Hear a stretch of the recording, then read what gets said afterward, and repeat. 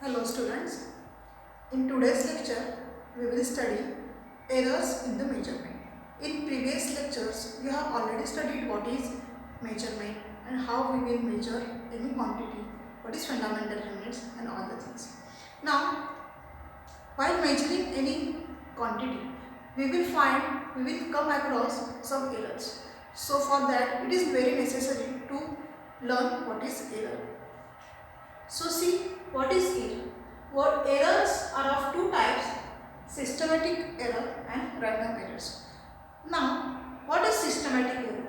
Systematic errors are introduced by inaccuracy that can be either in the observations or measurement processes.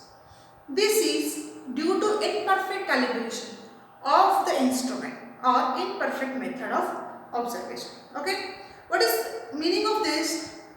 Due to imperfect calibration of the instrument or imperfect method of observation. There are many methods of observations.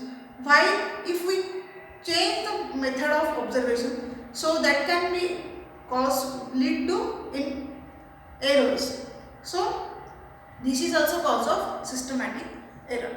Now the sources of systematic errors are: first one is instrumental error, then personal error, and third one is imperfection in experimental technique.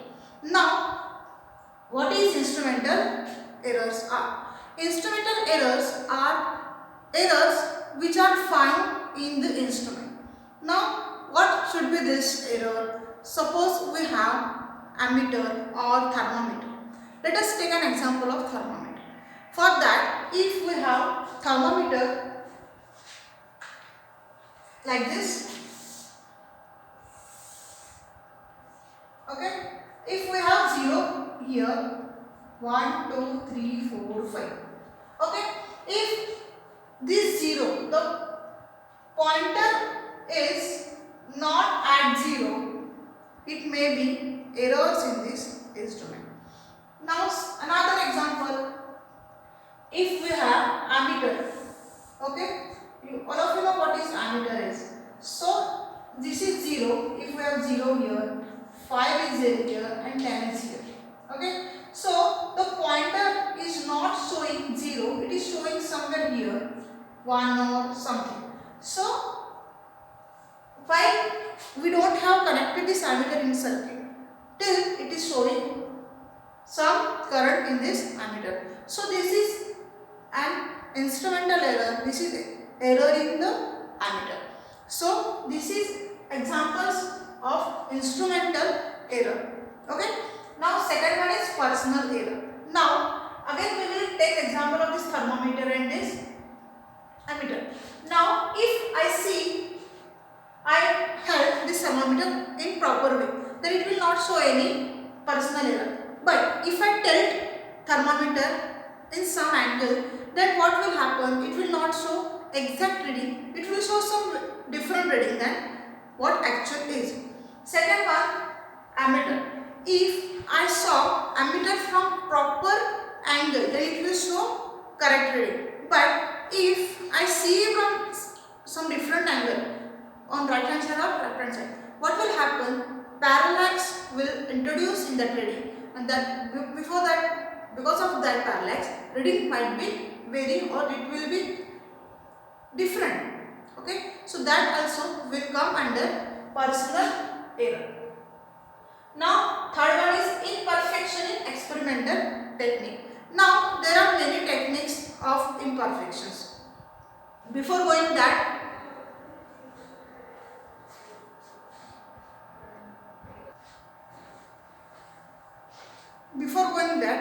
let us have imperfection in experimental technique.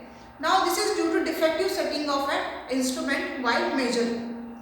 For example, I can take the example of any liquid. Suppose I have this beaker,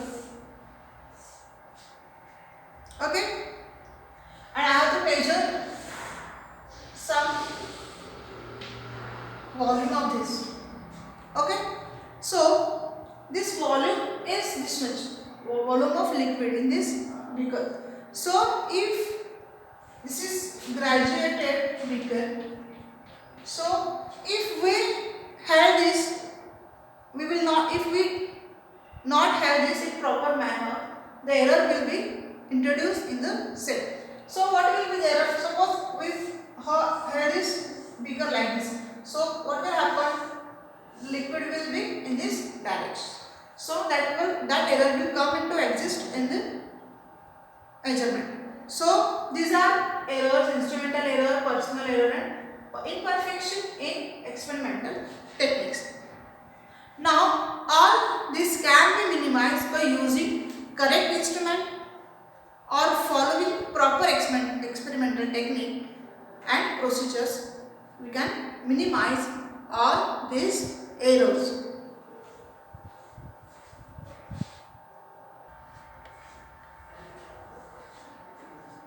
Okay, last one is random error. Now random errors are the errors when they will arise if we take all the precautions in systematic error. Then also if errors are occur, then that comes under random error. That can be minimized by using number of observations in the experiment. So this was all concerned with errors. Now we have second topic which is very important, that is how to estimate an error. So there are a number of 5 numbers to find the errors. Now first, if we are given some data and of observations, so how we will find the errors in that? So let us see the steps in that to find errors. First, we have to find arithmetic mean. What is arithmetic mean? If we are given 5 readings of the observations, so we will what we will do? We will take addition of that and divided by number of observations. We have given 5 number of observations, we will divide that by 5.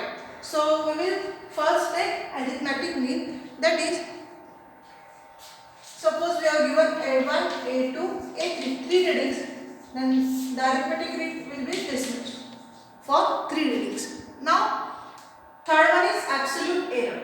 What is absolute error is? Suppose I have given 5.3 as A1.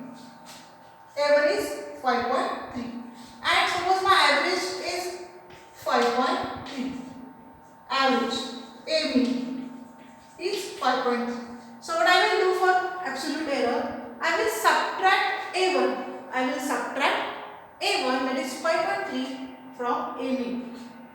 Sorry, 5.5. I will write this as centimeter. I will take some quantity. Let us assume that these are length. So A mean I got 5.5 centimeter. So relative absolute error is delta A1. Here delta indicates the difference between the mean and actual observations. So if I got mean as 5.5, so what will my delta A1? Delta A1 is equal to 5.5 minus 5.3. That will be mod of that is equal to 0.2 centimeter. This is my absolute error in this case. Now what is mean absolute error? Third one is mean absolute error. What is that? If I am getting delta A1, delta A2 and delta A3 in these observations. So delta A1, delta A2 and delta A3. So delta is nothing but absolute error. So number of absolute error which we are getting, addition of that divided by number of observations. That will be delta A mean. So we are getting mean absolute error by using this.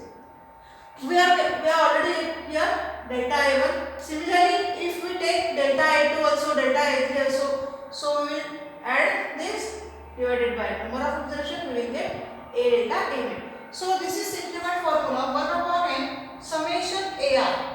Summation AI where I takes value from 1 to n.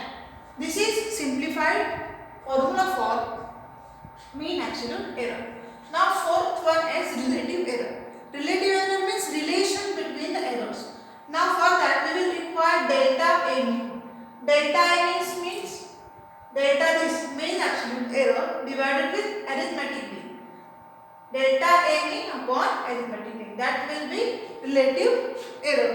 Now fifth one is percentage error, that we will multiply this with percent 100, we will get percentage error.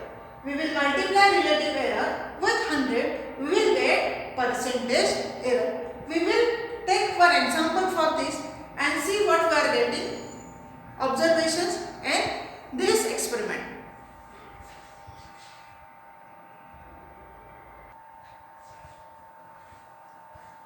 Now let us see example of finding estimation of error. So we have given three observations, centimeters, that is length. A1 is 5.1, A2 is 5.2 and third one is A3 is 5.2 centimeter. Now what we see earlier, we will go according to the procedure. First we will find what is arithmetic mean. So we will add up these three observations divided by 3. So the answer will be 5.16. That is arithmetic mean is 5.16. We can write this as A mean is equal to 5.16 centimeter. Now second step was to find absolute error.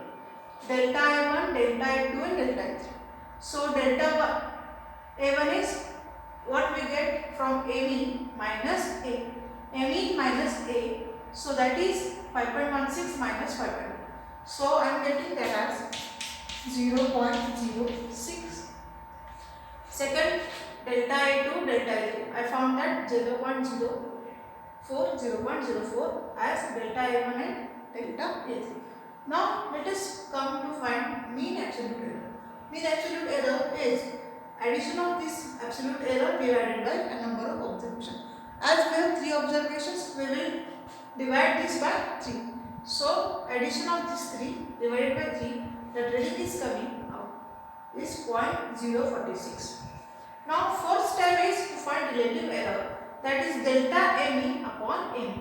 Delta A mean, we are getting this value, so that is 0.046 divided with A mean. A mean we found earlier, that is 5.16.